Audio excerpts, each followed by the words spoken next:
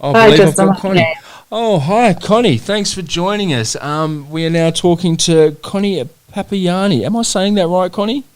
Yes, you are, Connie Papayani. Excellent. I've been Lovely to waiting hear to you. find out if I've been saying that right. So, on my notes, you are an author, a coach, and a ministry leader, and you've just released a book called You Are Not Disqualified. Is that correct?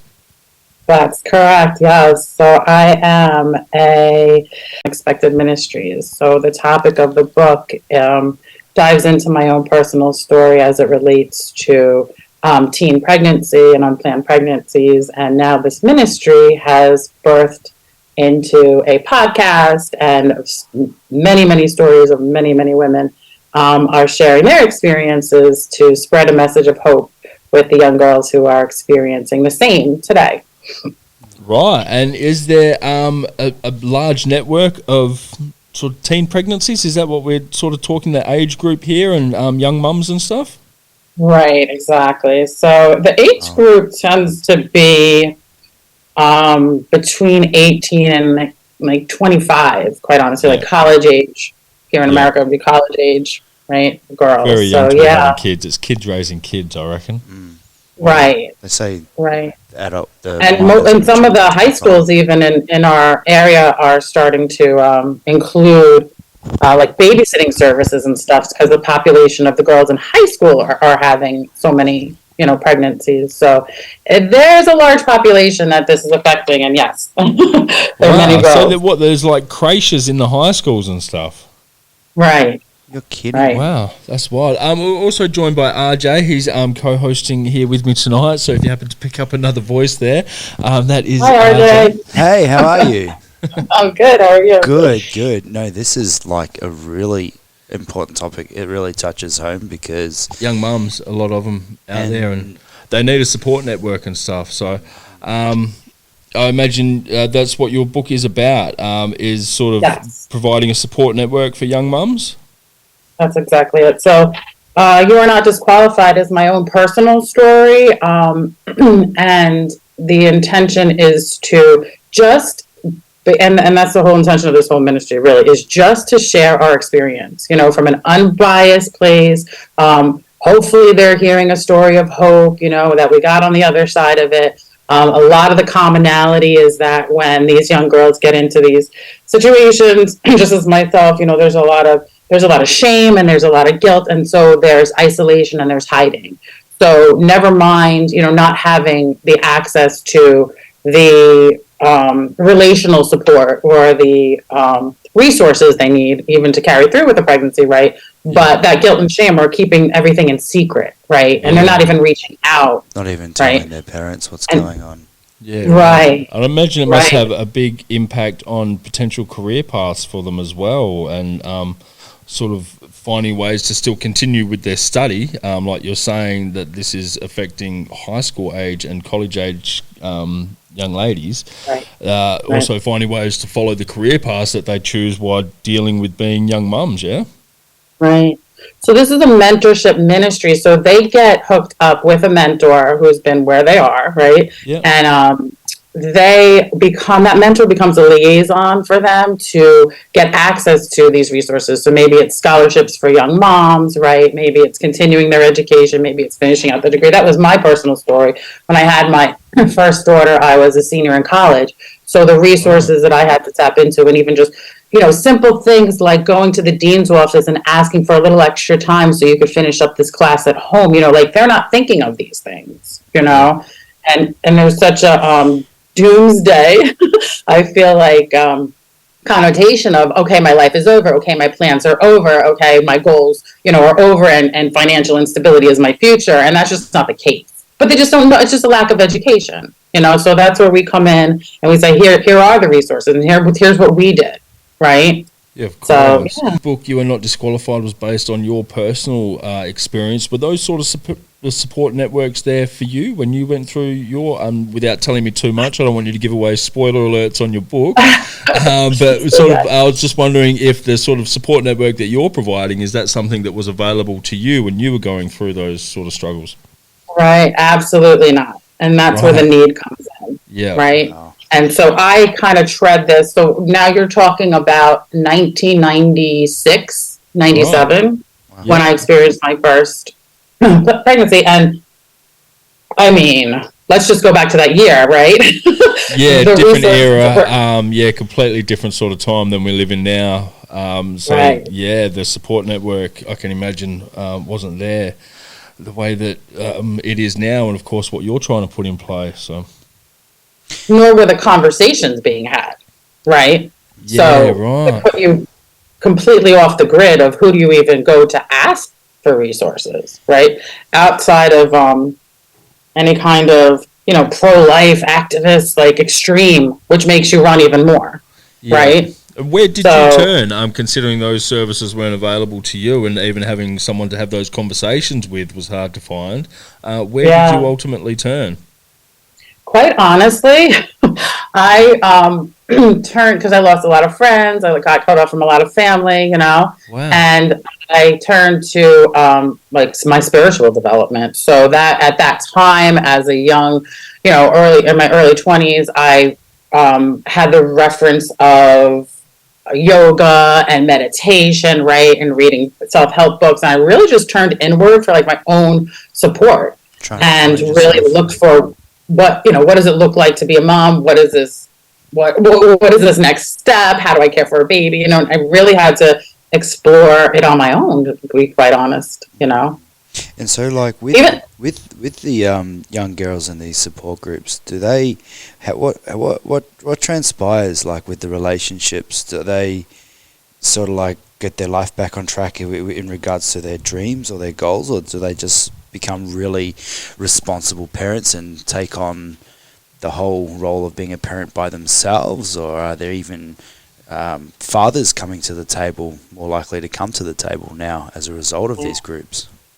Right, that's a great question. I think it as a result of nonprofits like what we've set up, they are beginning their journey to a new path of, all right, what does it look like to obtain my degree? What does it look like to pursue my career? What does it look like to be financially independent, right?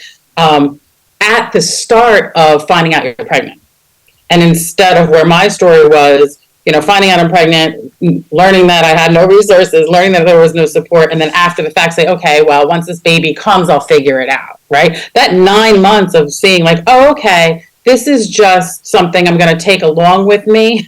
This is just a different path, not a dead end, not a detour, not a end of it all mentality to really get into their lives from the get-go. So now they have 9 months to prepare, right? Yeah, right. And do you sort of get them that early on when you're dealing with the young ladies that you're sort of mentoring now? Do you get them Right. sort of the early stages of their pregnancy, or do you sometimes take them on in the later stages of their pregnancy and help them even post-pregnancy when they actually have the babies? Are you taking on mums that are sort of struggling and already have the kids? Right, absolutely. All of the above. Yeah, right, So okay. it depends when they find us, right? But we do have postpartum resources where we have a formula fund. Oh, we actually have a sponsor a pregnancy fund, right? So if you wanted to come in and donate in a way or mentor in a way, you can walk through the entire pregnancy with the girl. We call it sponsorship, right? For helping her, being a liaison to the resources that she needs. Maybe it's healthcare or wellness care, And then once she has the baby, we have a whole mom mentorship group that they can join, and then we have a formula fund to support them, and we're constantly building a prudent reserve for anything that comes up financially that they need. Some of them need housing. I mean, there's all different situations. That's excellent. That's the amazing. fact that there can be Imagine some there's a sort lot of money need there and stuff. And I've got to ask, what normally happens to the father in these situations? Because obviously it takes two to tango. These girls are getting themselves pregnant. Do the fathers ever involved in the process and maybe just not in a good spot, and they sort of need assistance as a couple? Right. I do have, it's funny, I want to say I outsource the fathers. Yeah. So I do have a local pregnancy services center that I used to volunteer for, and I'm very close to the owner of that. And they have resources specifically for the men, right? Right. My particular situation was that the father didn't want to be involved, didn't want to have the baby. We tried a little bit, and then that ended, right? So essentially, I was on my own. But some of the men do want, and they're going through their own feelings of becoming a father and stuff. That's right. So I'm not a man. I didn't experience it. I didn't have a man next to me. So I for lack of better words, I outsource that to the services that are local. That's fair enough. Well, that's the thing. Yeah. The guys tend to forget the cost I it agree. takes a woman to have a baby, and There's a it's lot not- involved in it, Right. and if they can go through some sort of realization where, hey, there's actually real value in actually trying to be there, if at the least just 1 hour a week, or have just some one- input in your kid's life. That's right, and supporting the mum and stuff like that, who's That's going right. through a lot, trying to bring a life into the world. That's to look after a life as a single parent. That's not an easy role, and it's not for everyone, and it would have its own challenges. Daily. And I would, Daily challenges, I imagine.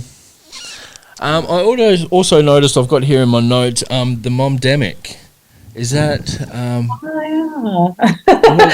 So the Momdemic is not really that. We do have a podcast for Life Unexpected. Well, Life Unexpected is the name of the podcast now, but Momdemic was an older project that I started at the beginning of the pandemic. Yep. And that was a podcast where I brought on moms who were, everything was shut down. And right at that beginning, like here I live in New York, and here in New York was March 15th. Where everything turned, right? Yep. So I got them on interviews to see how was it changing their household. So there were young moms who maybe were entrepreneurs, maybe were businesswomen. Now they're home. Now they're trying to work from home, right? All these things we experience. The little ones are out of school now. Yeah. What does that look like to homeschool them? So we were having all those kind of conversations. So that was just. I'm sorry. What was that? A lot of new challenges came up during that time of the pandemic and stuff, and. Yeah, right. So that's what it was about, basically, is how mums were dealing with the abrupt change that the pandemic brought around. Right. And then I went and followed up with them after to see how things kind of settled into place once we knew that the world was, the kids weren't returning to school and things like that. So interesting conversations. You should go listen to some of those episodes. Yeah, and it's still relevant now. I imagine at least some of it would still have to be relevant now. And some of the sort of lessons and trials and tribulations from those conversations that you had would still be relevant, even just with stuff that people are dealing with post-pandemic, Right. Yeah, I agree. We have a lot of, I think moms in general are very eager to talk about what's going on, for them personally in their homes. When I put that out, obviously we were all experiencing the same situation, so there was a commonality, right? We can all relate, but these moms are like lining up just to have these conversations because, again, like we're talking about with these teen pregnancies, there's so much isolation, there's so much lack of support for moms, So, sometimes that's all it takes is just to have someone to listen. That support network where people can come and share their stories and just sort of connect with other people that are going through the same thing can sometimes mean a lot. And then, of course, you also bring in the financial support that you were mentioning and sort of where you help with the formula and things like that, sort of post-pregnancy. You're doing a really good thing there. So yeah. And so there is... Sorry, you're saying? I just wanted to mention that there is a podcast that's connected to this ministry. So Momdemic was something earlier on that I had started. I've always been a mom coach, but Life Unexpected is the podcast that is linked with this ministry. And that's where you can hear this. That's where the mentorship really comes in. That's where you can hear the stories of many women who come on and they share a little bit of an excerpt from the book. And then they share on what their personal experience was. And then we have a little bit of a conversation around that, right? So that is on iHeartRadio. You could find that. And it's called Life Unexpected. And that's an ongoing thing? You're sort of creating more episodes and stuff as you go? Yeah, it's weekly, Wednesday nights at 10 p.m. Oh, beautiful. Oh, it's good to know. So, any new mums, or I mean, even mums that maybe went through those stages a while ago and would still relate a lot to it, but I imagine there's a lot of information in there. Your book, You Are Not Disqualified, where is that available? On Kindle. On Kindle, yeah, right. And that's already out now. People are go out and get it Yes. from Kindle now. Yeah, you can just look up Connie Papayani on Kindle and you'll find the book there. Beautiful. Oh, Connie, thanks very much for your time this evening. It's been great talking to you, and you've definitely sort of enlightened me a little bit about sort of the situation of young mums and what they go through and stuff, and that there is support networks out there now that weren't a thing, obviously, when you went through your experiences. So thanks heaps for sharing with us tonight. Thank you. Thanks for having me, Tristram. Not a problem. You take it easy. We're going to go to a song and then we'll wrap up a Zoom meeting. We're just going to go to Everybody Saying Thursday's the Weekend by the DMAs.